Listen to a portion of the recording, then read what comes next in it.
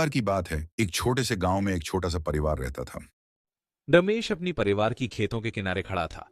सूरज को धीरे धीरे क्षितिज को रोशन करते हुए देख रहा था। उसके सपने उतने ही व्यापक और चमकीले थे जितनी की सुबह की आसमान। चुनौतियों के बावजूद वह अपनी किस्मत बदलने के लिए दृढ़ था। एक दिन मैं इस गांव को गर्वित करूंगा। वह खुद से फुसफुसाया। उसकी आंखों में संकल्प भरा हुआ था। रमेश ने भीड़ को संबोधित करते अधिकारी की प्रशंसा के साथ देखा। अधिकारी ने अवसरों और शिक्षा के महत्व के बारे में बात की। शिक्षा जीवन बदल सकती है। उसने कहा। उसके शब्दों ने रमेश के भीतर एक चिंगारी जला दी।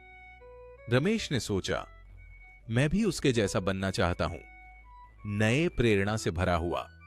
जब बाकी गांव सो रहा था, रमेश अपने किताबों में डूबा हुआ था।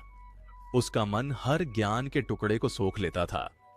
दिए की टिमटिमाती लौ उसके दिल में उम्मीद की झलक के समान थी।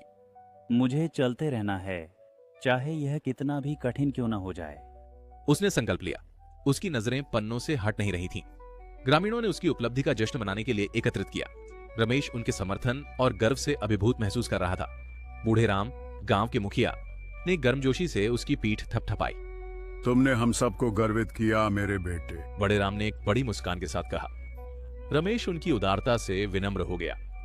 उनकी मां, सीता मां, उनके बगल में खड़ी थीं। उनकी आंखों में खुशी के आंसू थे। हम तुम पर विश्वास करते हैं बेटा। सीता मां ने धीरे से कहा। उनका स्वर प्रेम और गर्व से भरा हुआ था।